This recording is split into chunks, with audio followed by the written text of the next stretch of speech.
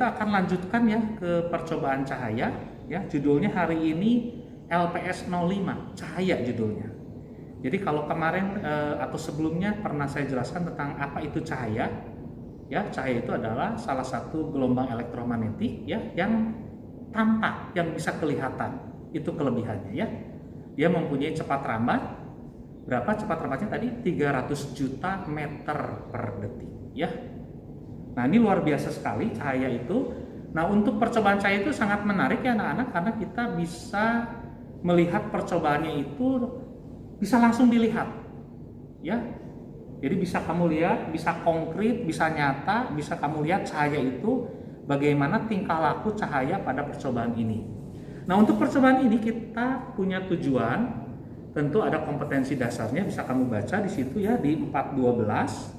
Kompetensi dasar itu menyajikan hasil percobaan tentang pembentukan bayangan pada cermin dan lensa. Itu kompetensi dasar ya. Tetapi di percobaan LPS 05 ini tentang cahaya, kita punya tujuannya lebih diperkecil ya anak-anak ya.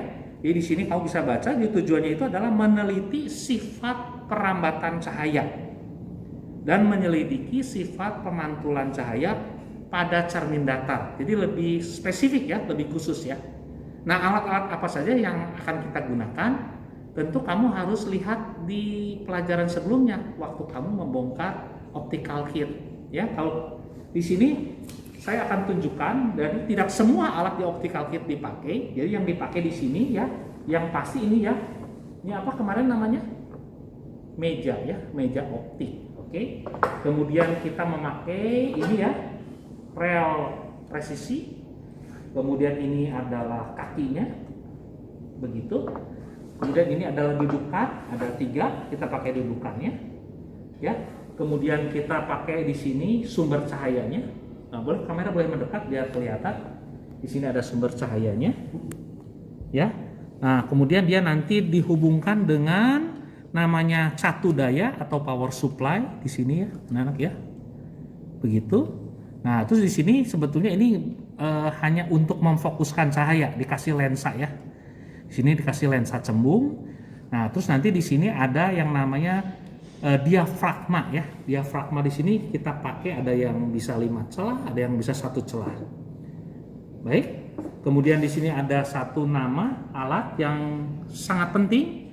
Kita sebutnya adalah cermin kombinasi. Kenapa disebut cermin kombinasi? Karena di sini ada yang datar ya. Kemudian di sini ada yang cekung, kemudian di sini ada yang cembung, begitu anak-anak ya. Nah, bagaimana percobaannya? Nanti saya akan peragakan. Oke, anak-anak, sudah cukup jelas ya dari cerita membongkar optical kit, memeriksa maksud saya optical kit ya, diinventarisasi, kemudian kamu mengambil alat yang diperlukan, kemudian dipasang di sini ya. Nah, ini sudah jadi posisi pasangannya begini. Nah, sekarang kita akan mencoba langsung ke percobaan 1 ya. Jadi percobaan 1 itu ada 6 langkah ya anak-anak ya. Jadi yang pertama itu apa? Susun peralatan seperti pada gambar begini ya. Oke. Kemudian yang kedua, pasanglah sehelai kertas pada meja optik. Jadi maksudnya ini kertas ya, kamu simpan di atas meja. Karena di sini nanti kamu akan menggambarkan apa yang terjadi kira-kira di percobaan ini.